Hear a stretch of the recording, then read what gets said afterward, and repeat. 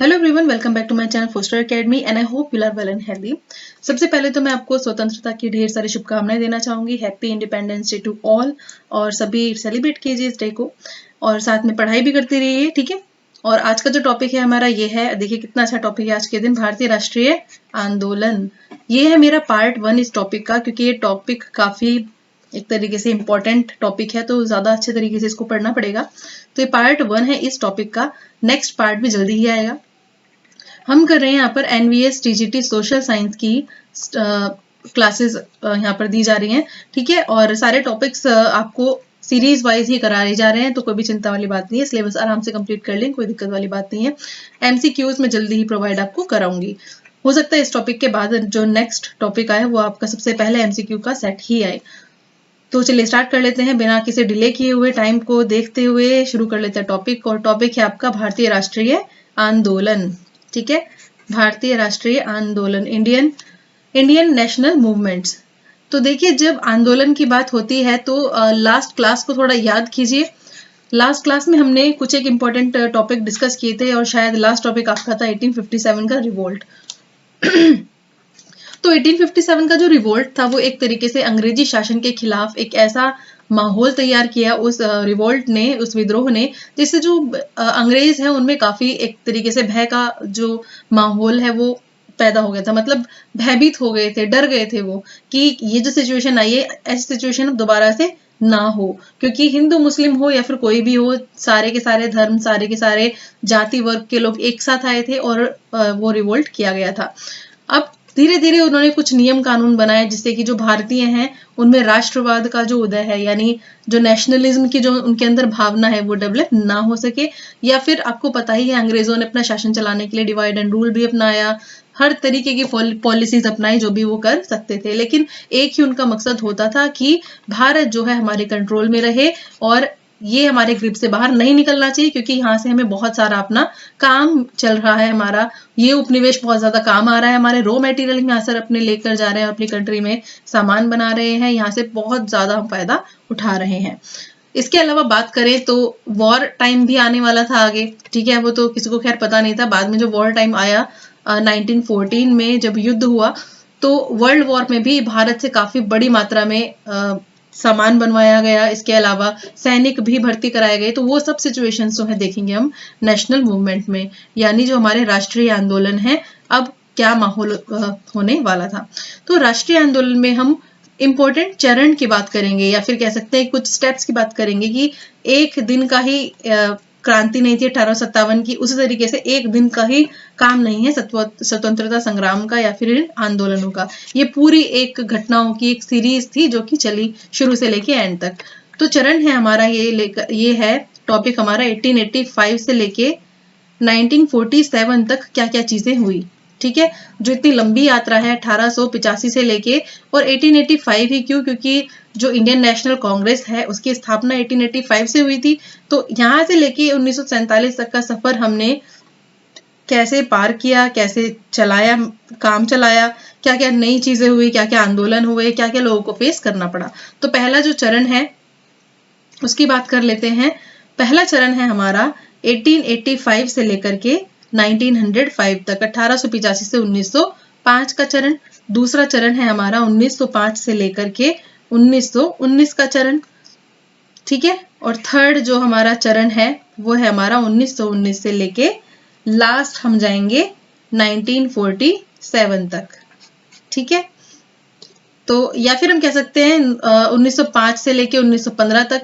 ये जो टाइम है लास्ट वाला, ये आपका वो टाइम है जब आप स्वतंत्रता के बिल्कुल हम पास पहुंच चुके थे और कुछ थोड़ा सा एफर्ट ही हमें लगाना था और फिर लास्ट में हमें स्वतंत्रता आकर मिल गई। तो पूरे एफर्ट्स का यहाँ पर हम देखेंगे क्या क्या भारतीयों ने किया, क्या क्या हमें करना पड़ा। तो चलिए देख लेते हैं। जैसा कि आपको पता ही है कि राष्ट्रवाद क्या होता है। सबसे पहले इस शब्द को समझ लेते हैं, राष्ट्रवाद क्या होता है। नेशनलिज्म, नेशनलिज्म का मतलब होता है एक ऐसी भावना जिसमें हम राष्ट्र को एक कह सकते हैं कि हम सब कुछ चीजें अब अंडरस्टैंड करने लगे हैं। जैसे कि हमें हमारा क्या किया जा रहा था, इतने सालों से शोषण किया जा रहा था। 1600 में कंपनी आई थी और धीरे धीरे धीरे धीरे चीजें बदली। प्लासी की लड़ाई हुई, बक्सर का युद्ध हुआ, उसके बाद तो सिचुएशन और बदल गई। उसके बाद 1857 का रिवोल्ट हुआ, रिवोल्ट के बाद कानून बने और कानूनों के बाद देखिए 1878 की अगर हम बात करें तो 1857 में हुई थी ना क्रांति। उसके बाद ये लोग अलर्ट हो गए थे अंग्रेज और इन्होंने जो रूल है, क्राउन रूल है, वो डायरेक्ट अपने हाथ में ले लिया था। मतलब कह सकते हैं कि अब कंपनी जो है डायरेक्ट तरीके से रूल नहीं करेगी, अब उसको दूसरे तरीके का काम दे दिया गया। प्रशासनिक और राजनीतिक कामों को बांट लिया गया और अब ज्यादा जो सरकार है, ब्रिटिश जो सरकार है, वो डायरेक्ट कंट्रोल इंडिया पे अब करेगी, ये रूल बना दिया गया। तो राष्ट्रवाद की भावना का मतलब है, हमने जब देखा कि हमारे साथ शोषण हो रहा है तो हम अपने राष्ट्र के और भी क्लोज आ गए और भी पास आ गए। राष्ट्रवादी भावना मतलब ये मेरा राष्ट्र है, ये मेरी कंट्री है, जब ये मेरा राष्ट्र है तो इस पर कोई और रूल कैसे कर सकता है। हम अपने राष्ट्र को और फिर भारत माता की एक प्रतिमा के रूप में भी उसको दिखाया गया, तो हम अपनी भारत माता पे किसी और का रूल कैसे होने देंगे, इसके लिए मर मिटने को हम तैयार रहेंगे। तो वो ही पूरा प्रोसेस कैसे काम आया। तो 1857 का जो रिवोल्ट हुआ उसके बाद चीजें काफी बदली और ये जो इंग्लिश ब्रिटिशर्स हैं इन्होंने काफी सारे रूल्स एंड रेगुलेशंस बनाने धीरे धीरे शुरू कर दिए। साथ ही राष्ट्रवाद की भावना किस चीज से पता चलती है, काफी सारे जो लोग हैं वो सामने आने लगे अब। जैसे कि अगर हम बात करें, राजा राममोहन रॉय हुए, ईश्वर चंद्र विद्यासागर हुए, इसके अलावा दयानंद सरस्वती हुए, स्वामी दयानंद सरस्वती या फिर स्वामी विवेकानंद, ठीक है, महादेव गोविंद रनाडे हुए, ये एन ए बेसेंट बाद में हम पढ़ेंगे। तो ये सब क्या करने लगे, ये लोगों में एक तरीके से इस विचार का, इस राष्ट्रवाद की भावना का एक तरीके से उनमें प्रसार करने लगे, इस भावना का प्रचार प्रसार करने लगे। तो जैसे जैसे भावना फैली, लोग अवेयर हुए और अवेयर होने के बाद फिर अपनी आवाज उठाने का उनमें एक तरीके से ताकत आई कि हाँ अब हम आवाज उठा सकते हैं। पहले तो जिगर होना चाहिए ना आपके अंदर आवाज उठाने के लिए। अब आप चीजें सहते रहोगे और सहते ही रहोगे जब तक आपके अंदर से आवाज ना आ जाए, नहीं और हो गया बस, अब और मुझे सहन नहीं होता, अब मुझे अगेंस्ट जाना ही पड़ेगा। तो ये वाली चीज है। तो आर्म्स एक्ट आया 1878 में। ये एक ऐसा एक्ट था जिसमें क्या किया गया था कि जो भारतीय हैं वो अपने पास क्या हथियार नहीं रख सकते हैं। ये चीज बोली गई थी कि भारतीय अपने पास हथियार नहीं रख सकते हैं और बहुत ही बड़ी बात थी। अब अपनी रक्षा के लिए अब क्या था, छोटे छोटे ऑर्गेनाइजेशंस बन रही थी, छोटे छोटे ग्रुप्स बन रहे थे, तो वो क्रांतिकारी एक्टिविटी करना चाहते थे। तो ऐसे में हथियार रखना तो उनके लिए जरूरी था, तो हथियारों को रखना बिल्कुल ही पाबंदी लगा दी गई। तो आर्म्स एक्ट आया 1878 में।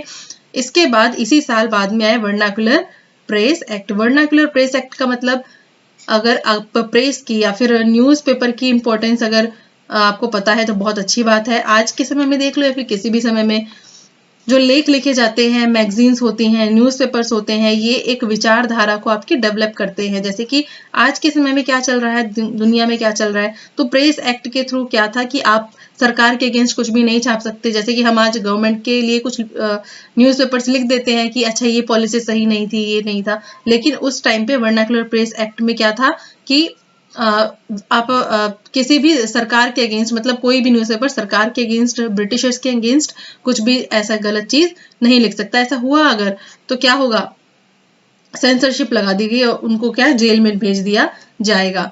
तो प्रेस एक्ट आ गया, ठीक है। इसके अलावा क्या हुआ, इल्बर्ट बिल। इल्बर्ट बिल आया 1883 में। इल्बर्ट बिल क्या था, इसमें जो भारतीय न्यायाधीश थे या भारतीय जो जज थे, ठीक है, उनको ये राइट दिया गया। ये सिर्फ एक बिल था, ठीक है, ये चीज ध्यान रखनी है। 1883 में तो वर्नाकुलर प्रेस एक्ट के बाद काफी लोग भड़क गए, काफी सारी चीजें हुई। तो 1883 में न्यायाधीशों को, जो भारत के जजेस थे, उनको राइट दिया गया कि वो जो ब्रिटिश हैं इन पर भी वो मुकदमा चला सकते हैं, ठीक है। तो ये चीज आई ही थी कि आते ही तुरंत चलेगी। मतलब वो ऐसा क्यों करेंगे कि भारतीय न्यायाधीश जो है, ये एक तरीके से इक्वालिटी की भावना को दिखाने के लिए था कि भारत के जो जजेस हैं उनके पास भी पावर है कि वो बाहर के जो लोग हैं, यूरोपियंस हैं, इनके ऊपर अपना मुकदमा चला सकते हैं और उसके ऊपर अपनी वो जजमेंट दे सकते हैं। लेकिन इस चीज को फिर इसका काफी विरोध किया गया यूरोपियंस द्वारा और फिर इस चीज को हटा दिया गया। तो ये काफी इंपॉर्टेंट चीजें हैं। इसके अलावा हम बात करें न्यूज़पेपर की, तो कुछ एक न्यूज़पेपर हैं जो आपको जानने जरूरी हैं, जिन्होंने भारत में काफी एक कह सकते हैं कि लोगों को अवेयर किया। तो ये था आपका बंगाल गजट। बंगाल गजट, ठीक है, और 1780 में ये आया था। और अगर बात करें कि इसके ऑनर की बात करें या फिर जिन्होंने निकाला था न्यूज़पेपर, तो ये था जेम्स ऑगस्टस हिकी। ठीक है, तो ये बहुत बड़ी पहल थी। इसके अलावा 1870 के 1780 में शुरू हुआ और धीरे धीरे धीरे धीरे 80 का टाइम आया, 1850, तो 70 तक आते आते लगभग 600 प्लस न्यूज़पेपर और अब यहाँ पर छपने लगे थे। तो ये बहुत ही बड़ी बात थी और बहुत ही बड़ा अचीवमेंट था। कुछ इंपॉर्टेंट ऑर्गेनाइजेशंस बनी। कांग्रेस से पहले कौन कौन से राजनीतिक संगठन थे जो आए, तो ये सबसे पहला संगठन था land holders society. Land holders society ये आया 1838 में बना। ये काफी इंपॉर्टेंट था। इसको भारत का पहला राजनीतिक दल भी कहा जाता है।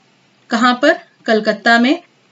ये इंपॉर्टेंट है, इसको नोट डाउन आप जरूर कर लीजिए या फिर अच्छे से पढ़ लीजिए जरूर। ठीक है, और इसका अगर हम बात करें संस्थापक, तो ये कौन थे? द्वारिका नाथ टैगोर। द्वारिका नाथ टैगोर। अगर हम भारतीय सचिव की बात करें तो वो थे प्रसन्न कुमार ठाकुर, और अगर विदेशी सचिव की बात करें तो वो थे विलियम कॉर्बी। ठीक है, नेक्स्ट है हमारे पास सेकंड मद्रास महाजन सभा। मई 1884 में ही आया था। और हाँ, अगर हम इस सोसाइटी की बात करें लैंड होल्डर सोसाइटी की, तो इसका उद्देश्य क्या था? इसका उद्देश्य था कि जमींदार जो थे उनके हितों की रक्षा करना। क्या? जमींदार जो थे उनके हितों की रक्षा करना। नेक्स्ट है, ये आया मद्रास महाजन सभा मई 1884 में। इसके संस्थापक की अगर बात करें तो वो कौन कौन थे?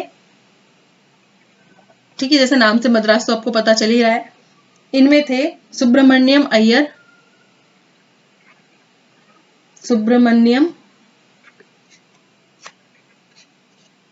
अय्यर। इसके अलावा पी आनंद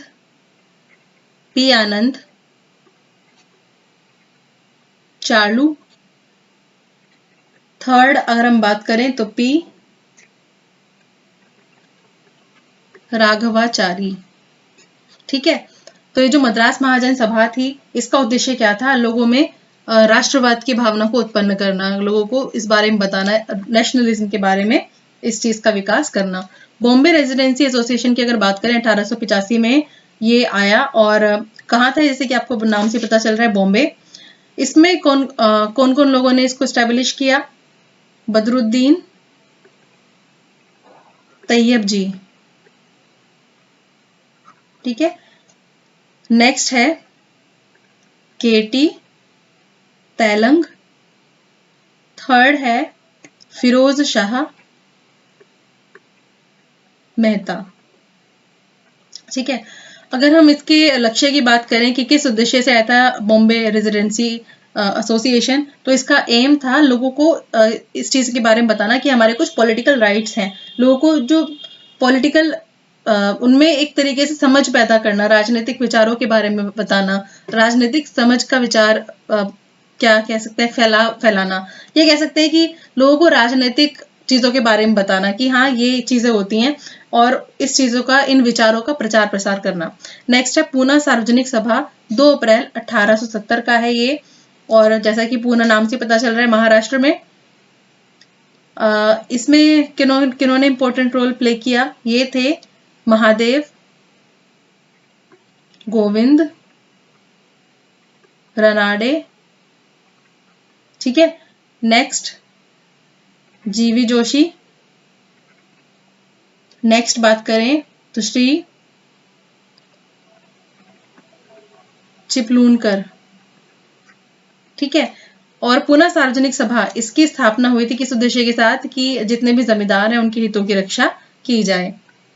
इंडियन एसोसिएशन की अगर हम बात करें तो इंडियन एसोसिएशन 26 जुलाई 1876 में आया। और इसके आने के लिए इंपॉर्टेंट रोल किसने प्ले किया, या फिर कह सकते हैं इसके फाउंडर कौन थे? तो ये थे सुरेंद्र नाथ बनर्जी और आनंद मोहन बोस। ठीक है, और कहाँ था ये? कलकत्ता में।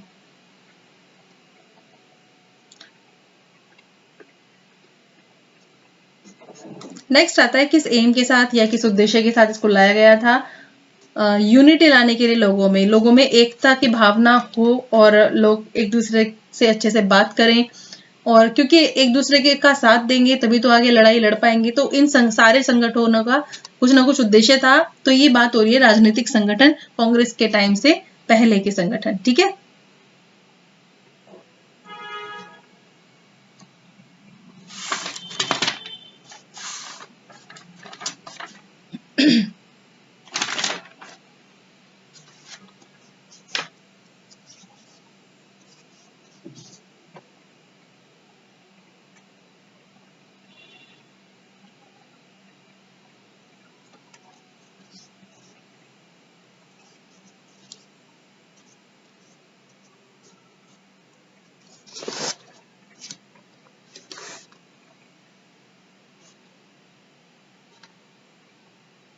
चलिए प्रथम चरण की बात कर लेते हैं। तो प्रथम चरण में सबसे पहले हमारा जो देखेंगे टाइम, ये 1885 से लेकर 1905 के बीच का टाइम है।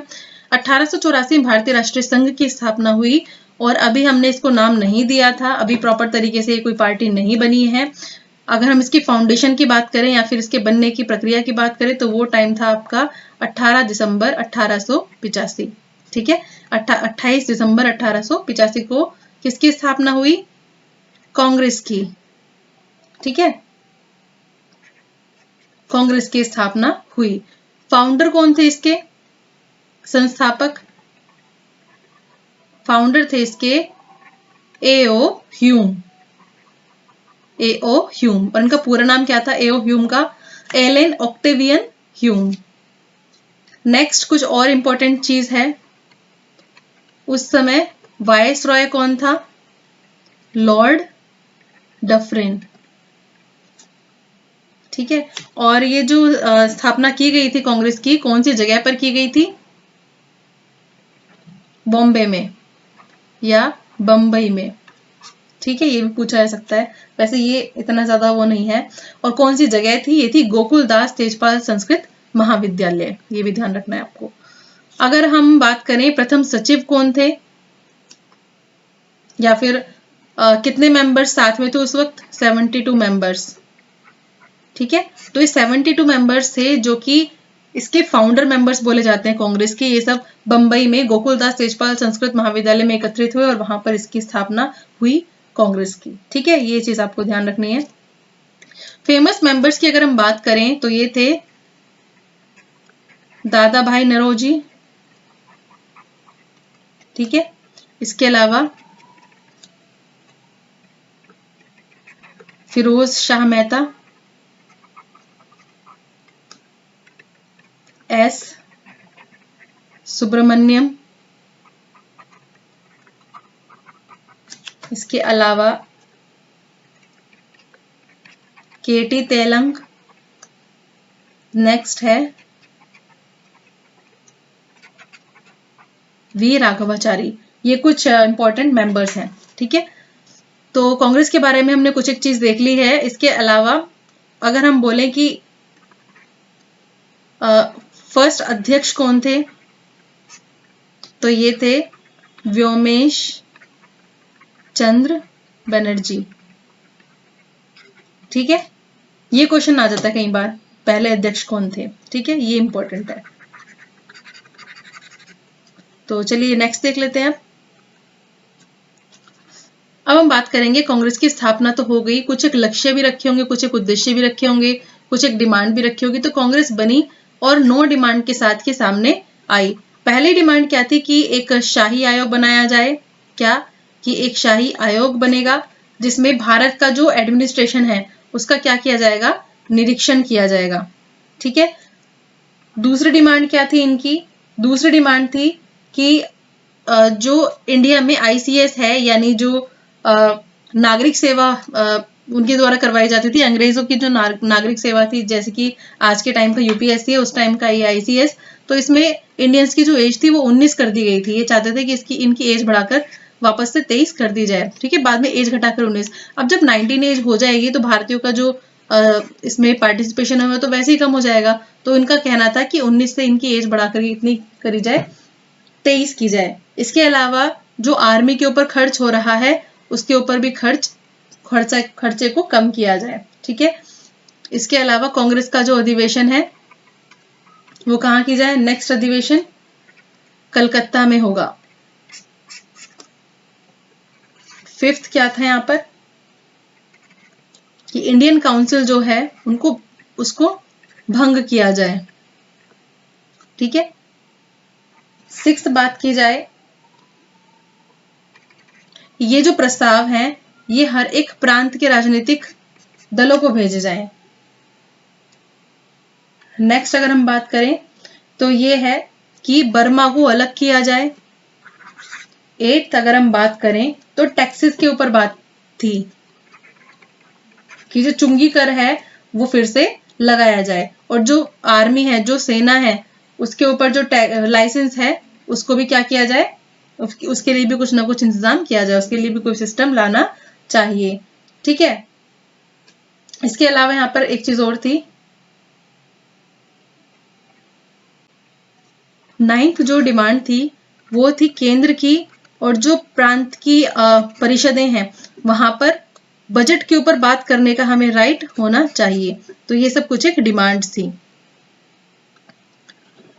अब यहाँ पर कांग्रेस की बात होती है तो कांग्रेस के कुछ इंपॉर्टेंट सेशंस हैं जो आपको ध्यान में रखने चाहिए। पहला सेशन है यहाँ पर 1885 में, और इसके जो अध्यक्ष थे वो थे व्योमेश चंद्र बनर्जी। ठीक है, ये तो आपको पता ही है।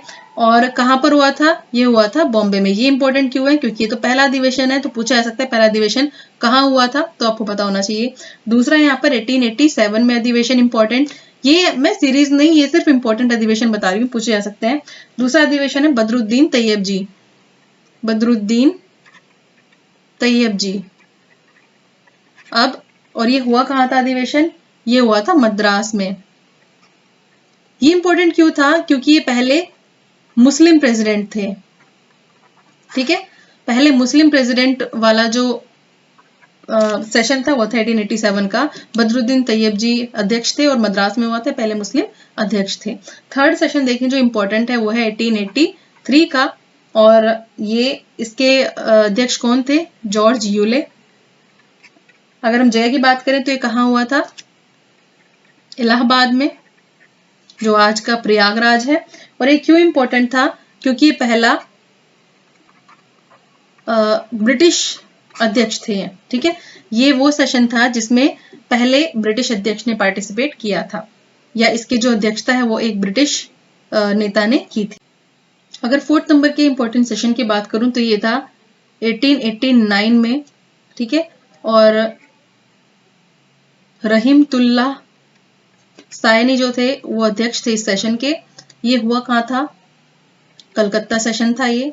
ठीक है, और ये इंपॉर्टेंट क्यों था? क्योंकि यहाँ पर वंदे मातरम सबसे पहले गाया गया था इस सेशन में ही। फिफ्थ इंपॉर्टेंट सेशन है 1905 का सेशन। इसमें जो अध्यक्ष थे वो थे गोपाल कृष्ण गोखले। गोपाल कृष्ण गोखले जो थे वो गांधी जी के राजनीतिक गुरु भी माने जाते हैं, तो एग्जाम में पूछ लिया था कई बार। बनारस में हुआ था ये सेशन, और यहाँ पर बंग भंग की निंदा की गई थी और स्वराज पर सबसे पहले चर्चा की गई थी। ठीक है, सिक्स देखते हैं इंपॉर्टेंट सेशन 1907 का सेशन, और रास बिहारी घोष जो थे वो इसके अध्यक्ष थे इस सेशन के। ये पोस्टपोन हो गया था, सूरत अधिवेशन भी इसको जाना जाता है, ये स्थगित हो गया था।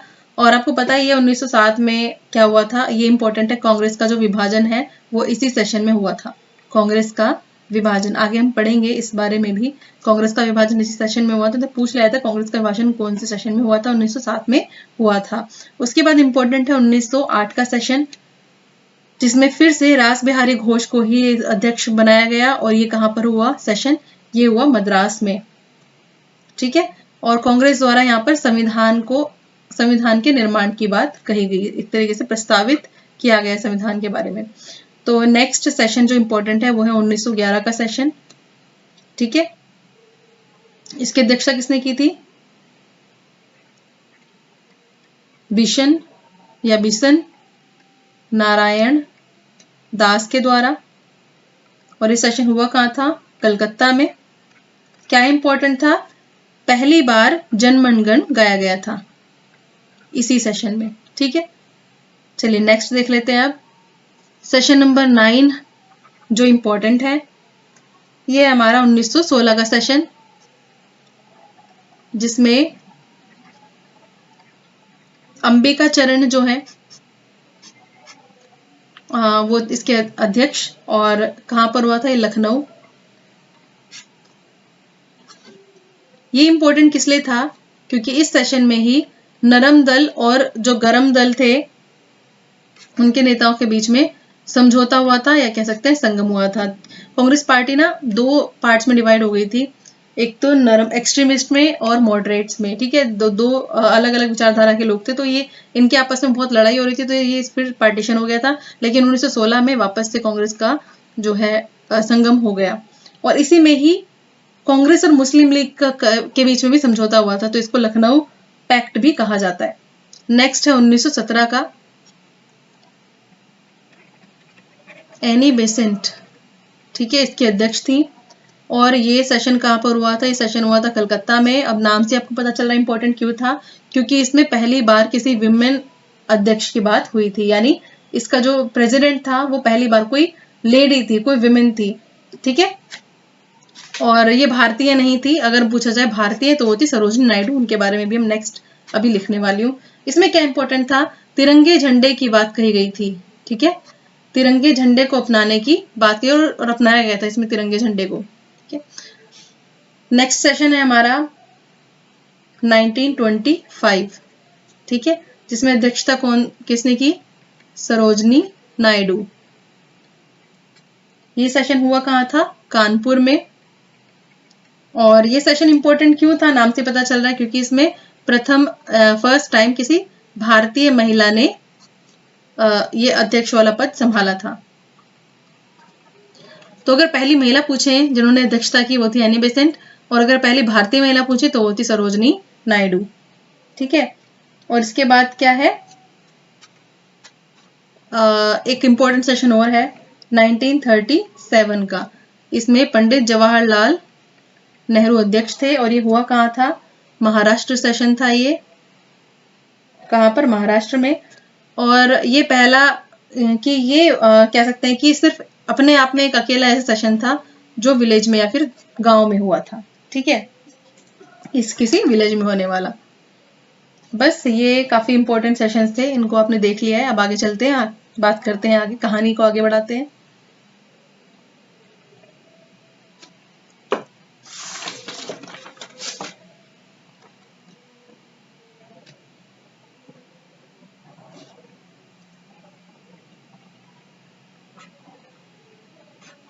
चलिए अब बात कर लेते हैं अपने पहले चरण के बारे में, जो कि 1885 से 1905 के बीच। 1885 में इंपॉर्टेंट जो चीज हुई थी, एक राजनीतिक दल आया कांग्रेस, और 1905 तक क्या क्या चीजें होने वाली है ये देख लेते हैं। तो उदारवादी कौन थे, जो लिबरल्स है, इनको लिबरल्स भी बोलते हैं। लिबरल्स का मतलब होता है वो लोग जो उदार विचारधारा के थे, जैसे कि उदार विचारधारा के लोगों का मेन फोकस क्या था कि जो जो अंग्रेज नीतियां बना रहे हैं उनका विरोध करते थे, और उसका विरोध करने के लिए क्या करते थे, अभी पहले बता देती हूँ, इनको नरमपंथी भी कहते हैं। और दादा भाई नौरोजी, फिरोज शाह मेहता, देवेंद्रनाथ टैगोर, मदन मोहन मालवीय, महादेव गोविंद रानाडे और गोपाल कृष्ण गोखले, ये कुछ इंपॉर्टेंट नाम है जो नरमपंथी दल से थे। और ये निवेदन की नीति अपनाते थे, मतलब इनको जो अपनी डिमांड मंगवानी होती थी उसके लिए ये अंग्रेजों से लेटर्स उनको भेजा करते थे। इसके अलावा मतलब पत्र भेजा करते थे, पत्रों के अलावा निवेदन के लिए कुछ और चीजें यूज करते थे। मतलब ये आंदोलन में, बड़े आंदोलन में, और अपनी बात को सिर्फ नॉर्मल पोलाइट वे में समझाने में बिलीव करते थे, मतलब निवेदन करते थे उनसे। और इनका कहना था कि लड़ाई झगड़े में कुछ नहीं रखा, आराम से ही चीजें सॉल्व हो सकती है, ठीक है। तो उदारवादियों का मानना था कि सरकार की जो पॉलिसीज हैं हम उसको उस पर प्रभाव डालेंगे, लेकिन उनका तरीका अलग था, ठीक है, निवेदन की नीति थी। और जो एक्सट्रीमिस्ट थे, बाद में ग्रुप आया जो इनकी नीतियों को बिल्कुल भी नहीं मानता था, उनको बोलते हैं उग्र राष्ट्रवादी, उग्र राष्ट्रवादी, ठीक है। ये राष्ट्रवादी तो थे लेकिन उग्र राष्ट्रवादी थे, जैसे लाला लाजपत राय हुए, ठीक है, तिलक, बाल गंगाधर तिलक, ये सब कहते थे निवेदन की नीति बेकार है, जब तक आप उनको अच्छे तरीके से नहीं समझाओगे और आंदोलन नहीं करोगे, प्रोटेस्ट नहीं करोगे, तब तक काम नहीं चलेगा। लेकिन नरमपंथी जो थे ये अब ये बात को थोड़े आराम से समझाने के लिए बोलते थे। और इसी वजह से ये जो एक्सट्रीमिस्ट थे इन्होंने क्या बोला कि राजनीतिक भिक्षावृत्ति, राजनैतिक भिक्षावृत्ति। निवेदन की नीति को उग्र राष्ट्रवादियों ने बोला राजनीतिक भिक्षावृत्ति, यानी तुम एक तरीके से उनसे सिर्फ मांग रहे हो और तुम्हें डिमांड तुम्हारी फुलफिल की नहीं जाती है, कोई चीज सुनी नहीं जाती है, सिर्फ बार बार भिक्षावृत्ति हो रही है, मतलब आप सिर्फ उनसे निवेदन ही करे जा रहे हो। अब अंग्रेज कहते हैं, अंग्रेजों को ये टेंशन थी कि जैसे जैसे कांग्रेस में मेंबर्स जुड़ते जा रहे थे, तो अंग्रेज सोच रहे थे कि कई मेंबर्स इतने ज्यादा ना हो जाए कि जैसे कि उनको याद ही था 1857 का रिवोल्ट, कि उसकी तरह लोग फिर से एकजुट हो जाए। हिंदू मुस्लिम को इन्होंने बहुत ज्यादा वो कर रखा था कि हिंदू मुस्लिम एक साथ नहीं रहने चाहिए, कहीं ये फिर से एक साथ आ गए तो क्या होगा, तो काफी सारी चीजें हो गई थी। तो ब्रिटिश जो थे वो अपने हिसाब से न्यू न्यू पॉलिसीज इंट्रोड्यूस करते रहते थे, ठीक है। और इनकी जो मेन पॉलिसी थी वो थी विभाजन करो, यानी फूट डालो और शासन करो की नीति, ठीक है। जिसके तहत ये क्या कर रहे थे, ये सोच रहे थे कि जो मुस्लिम्स हैं इनको भड़काया जाए और चीजें की जाए, मुस्लिम्स के बारे में बात की जाए कि हाँ भाई जो मुस्लिम्स हैं उनको अलग तरीके से उनको विधानसभा में सीट देने के लिए, ठीक है, या फिर किसी भी तरीके से अलग ऑर्गेनाइजेशन बनाने के लिए उनको ऐसे फूट डालना चाह रहे थे, और वो कुछ ना कुछ तरीके ढूंढ ही लेते थे इस चीज के लिए, ठीक है। तो 1888 में इसी फूट का एक नतीजा निकला, और क्या आया, 1888 में एंग्लो मुस्लिम डिफेंस एसोसिएशन, जिसके जो फाउंडर थे वो थे सर सैयद अहमद खान। तो ये सब चीजें हुई। लास्ट में हम कह सकते हैं यहाँ पर इस टॉपिक में, इससे फिलहाल जो टॉपिक है इसमें आगे हम बात करेंगे कि कुछ एक चीज हुई जिसकी वजह से भारतीयों में काफी राष्ट्रवाद की उत्पत्ति हुई, कह सकते हैं राष्ट्रवाद और बड़े लेवल पे हुआ। वो था कि फर्स्ट टाइम ऐसा हुआ कि भारतीयों को बजट के बारे में, क्योंकि आपको पता है कि कांग्रेस का एक मुद्दा था बजट के बारे में बात करना, कि इंडियंस को भी बजट के बारे में राइट होना चाहिए उसमें डिबेट करने का। तो ये 1892 में कौन सा एक क्या आया अधिनियम, भारतीय परिषद अधिनियम, और यही वो अधिनियम था जिसमें भारतीयों को बजट के बारे में बात करने के लिए बोल कांग्रेस की। तो कांग्रेस के इस वक्त कुछ इंपॉर्टेंट कह सकते हैं कि वो किस बारे में सोच रहे थे, ठीक है, पॉलिटिकली वो सोच रहे थे कि पहली चीज हमें क्या करनी है, हमें लोगों को राष्ट्रवाद के बारे में एक तरीके से उनको राष्ट्रवादी भावना का प्रचार प्रसार करना है लोगों के अंदर, और उनको शिक्षित करना है, ठीक है, राजनीति के ऊपर, यानी पॉलिटिक्स के बारे में उनको बताना है कि आपके राइट्स क्या होते हैं, क्या चीजें हैं क्या नहीं। तो ये क्या करना चाहते थे, राष्ट्रवादी रूप से उनको जागरूक करना चाहते थे, उनको बताना चाहते थे राष्ट्रवाद की भावना के बारे में, उसको फैलाना चाहते थे और लोगों को पॉलिटिकली शिक्षित करना चाहते थे, ठीक है। नेक्स्ट हम बात करते हैं दूसरा चरण 1905 से लेकर 1919 का चरण। हमें पता है कांग्रेस में पहले क्या था, पहले नरम दल के जो लोग थे उनका दबदबा बना हुआ था, लेकिन नरम दल से बात नहीं बन रही थी, इनकी मांगे नहीं मानी जा रही थी। तो कुछ एक ऐसे लोग आए जिनको लगा कि ये सही तरीका नहीं है, दूसरा तरीका ही अपनाना पड़ेगा, विद्रोह करना पड़ेगा, आंदोलन करना पड़ेगा।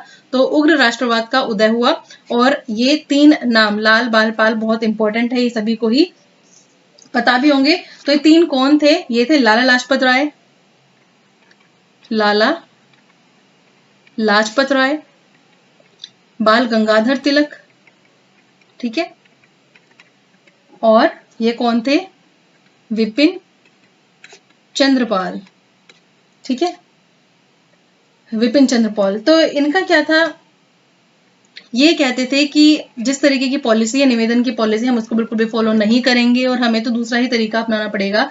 इन्होंने एक अखबार निकाला केसरी नाम से, और किसने, तिलक ने, ठीक है, बाल गंगाधर तिलक ने केसरी नाम से अखबार भी निकाला। नेक्स्ट जो इंपॉर्टेंट चीज आई वो थी 1905 का बंगाल विभाजन। बंगाल विभाजन के बारे में सभी को बहुत अच्छे से पता है। एक तरफ से ये भावना हो रही थी कि हाँ भाई राष्ट्रवादी भी आ रहे थे, कांग्रेस में अलग अलग चीजें चल रही थी, विचारधारा चल रही थी, ऊपर से बंगाल विभाजन हुआ, लॉर्ड कर्जन का टाइम था ये, और लॉर्ड कर्जन ने क्या किया कि लोग बहुत ज्यादा एकजुट हो रहे हैं, हिंदू मुस्लिम जो है उनमें कोई भी द्वेष भाव देखने को नहीं मिल रहा है। तो उन्होंने क्या किया, 1903 में, सबसे पहला इंपॉर्टेंट चीज है यहाँ पर 1903 में घोषणा हुई इस बारे में कि बंगाल विभाजन होगा, और 1905 में बंगाल विभाजन कर दिया गया। ये इतनी खराब चीज थी कि लोगों ने इसका बहुत ज्यादा विरोध किया, ठीक है। 16 अक्टूबर 1905 को बंगाल विभाजन हुआ, 16 अक्टूबर 1905 को, और इसको शोक दिवस के रूप में मनाया गया बाद में, इसको शोक दिवस के रूप में मनाया गया। कौन से दिन को? 16 अक्टूबर 1905 को। ठीक है, क्योंकि इस दिन जो कानून है, मतलब पूरे तरीके से ये जो कानून बनाया गया था, ये अप्लाई कर दिया गया। इसके अलावा अब ये चीज तो हो ही गई थी, बंगाल विभाजन, लोग बहुत परेशान भी हुए और इसने एक आंदोलन का रूप ले लिया। लोगों ने बहिष्कार करना शुरू कर दिया, स्वदेशी आंदोलन चला। बाहर की जो वस्तुएं थी उन सबका बहिष्कार करना शुरू किया। ठीक है, मतलब उनको त्याग देना शुरू किया। इसको स्वदेशी आंदोलन का नाम दिया गया वहां पर, और जो डेल्टा एरिया था उसमें इसको वंदे मातरम आंदोलन कहा गया। ठीक है, वंदे मातरम आंदोलन 1905 में चला। ये एग्जाम के पॉइंट ऑफ व्यू से इंपॉर्टेंट है।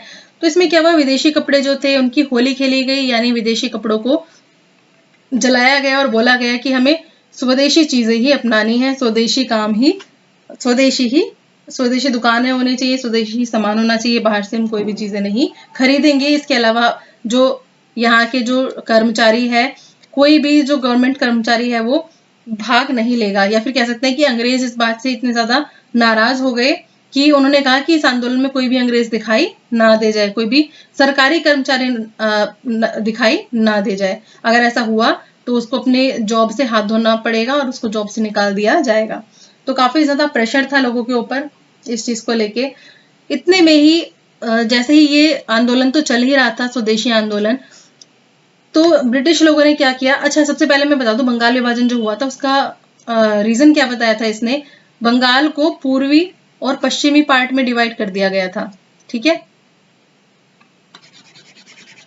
बंगाल का विभाजन कैसे किया गया था, बंगाल को पूर्वी और पश्चिमी भाग में डिवाइड कर दिया गया था। ठीक है, जो आप आज का देखते हैं वो है वेस्ट बंगाल, आज का जो आप बांग्लादेश देखते हैं वो है पूर्वी भाग। ठीक है, तो इसकी जो कैपिटल थी वो ढाका बना दी गई, ये तो आपको पता ही है। ठीक है, तो इस रीजन उन्होंने ये बताया कि जो बंगाल है उसका जो प्रशासन है वो ठीक से नहीं हो पा रहा है, प्रशासन की जो इकाई है, या फिर कह सकते हैं कि प्रशासनिक तौर पे बंगाल ठीक से काम नहीं कर पा रहा है, तो इसलिए उसको डिवाइड करना जरूरी है ताकि हम ठीक तरीके से काम कर सकें। लेकिन रीजन ये था कि वो एकता को तोड़ना चाहते थे। एकता तो टूटी नहीं, बल्कि लोग एक साथ और हो गए, स्वदेशी आंदोलन चलाया सब लोगों ने मिलकर, और कहीं कहीं जगह पर इसको वंदे मातरम आंदोलन भी कहा गया। तो बंगाल में जो घटना घटित हुई उससे आगे आने वाले टाइम पे बहुत फर्क पड़ने वाला था। यही एक ऐसी चिंगारी थी जो बाद में पूरे देश में फैल गई।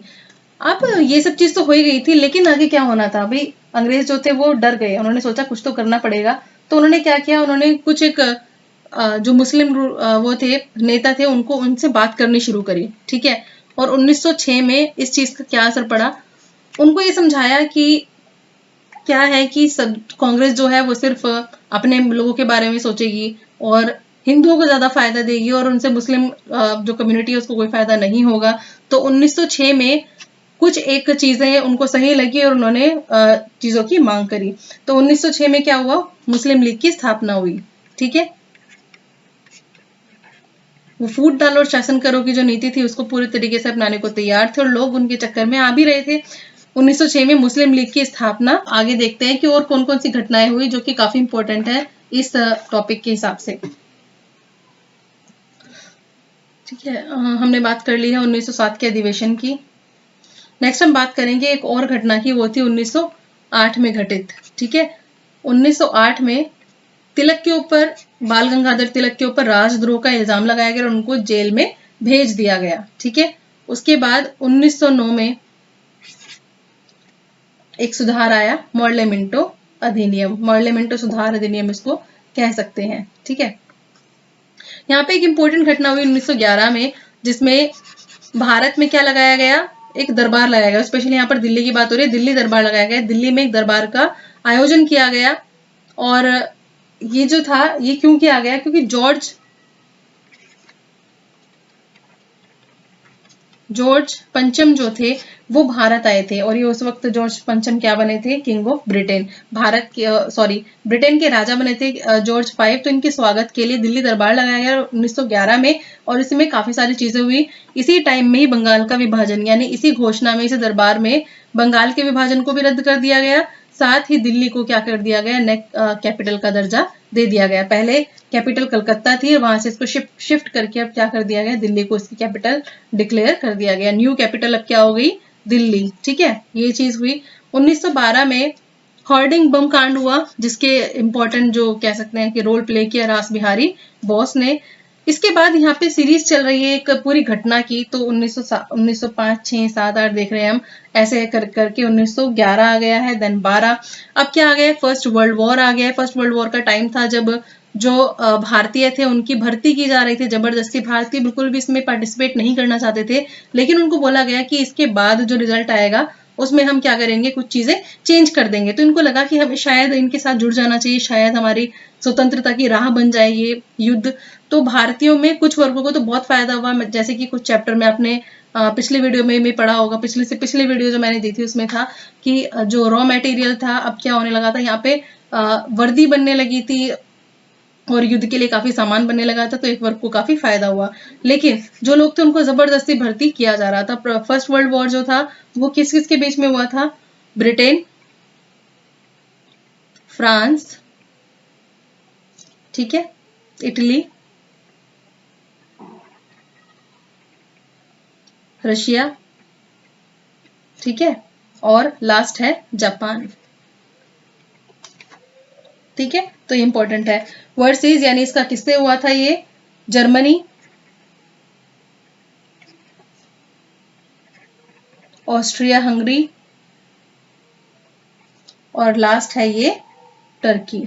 ये जो है ये इंपॉर्टेंट है, तुर्की वाला। ठीक है, तो वर्ल्ड वॉर हुआ, वर्ल्ड वॉर में काफी सारा नुकसान भी हुआ ब्रिटेन को। ब्रिटेन जो था वो अब क्या चीजों को बड़ा होल्ड करके चलना चाह रहा था। ठीक है, बाद में यूएसए भी इसमें इन्वॉल्व हो गया था युद्ध में।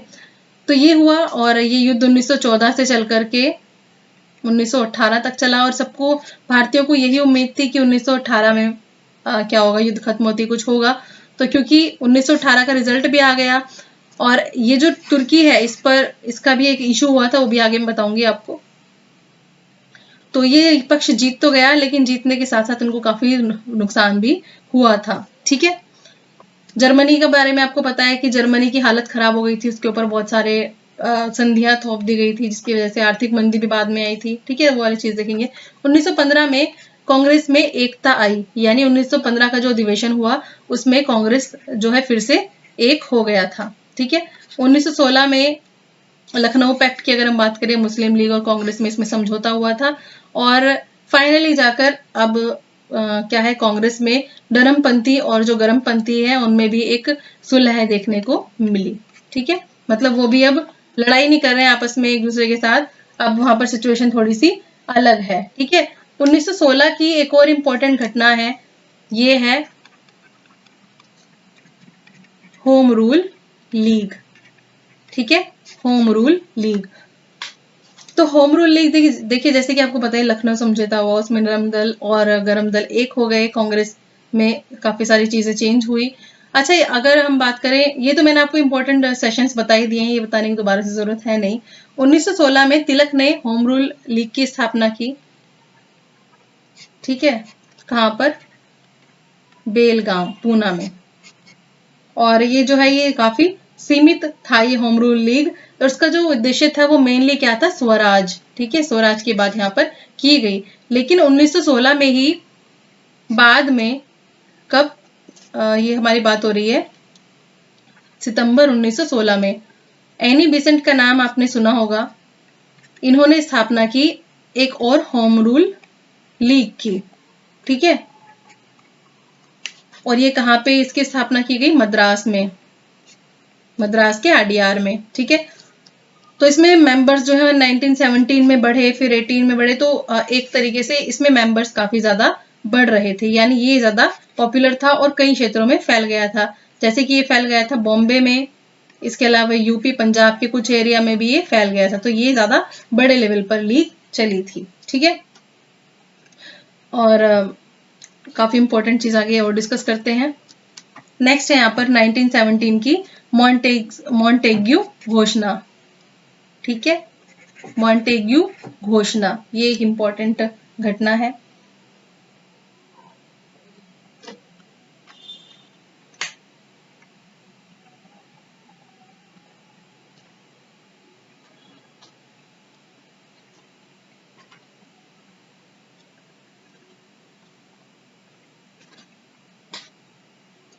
नेक्स्ट हम बात करते हैं 1917 की मॉन्टेग्यू घोषणा की। ठीक है, मॉन्टेग्यू घोषणा ये इंपॉर्टेंट क्यों है? क्योंकि मॉन्टेग्यू ने जो घोषणा की थी, मॉन्टेग्यू क्या थे? ये राज्य सचिव थे, लॉर्ड मॉन्टेग्यू 1917 में। और इस समय पीएम बने थे ब्रिटेन के।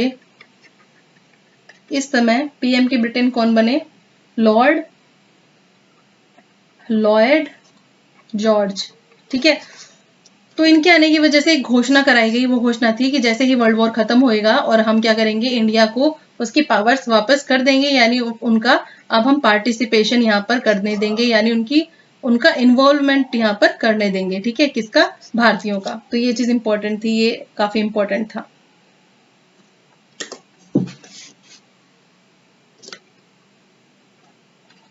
फिलहाल मैं इसको यहीं पर कंप्लीट कर रही हूँ, मॉन्टेग्यू घोषणा तक। इसका सेकंड पार्ट आएगा और सेकंड पार्ट में हम इसको टॉपिक को अच्छे से कंप्लीट कर लेंगे। तब तक के लिए बहुत बहुत धन्यवाद और बने रहिए मेरे साथ। चैनल को सब्सक्राइब जरूर कर लीजिए फॉर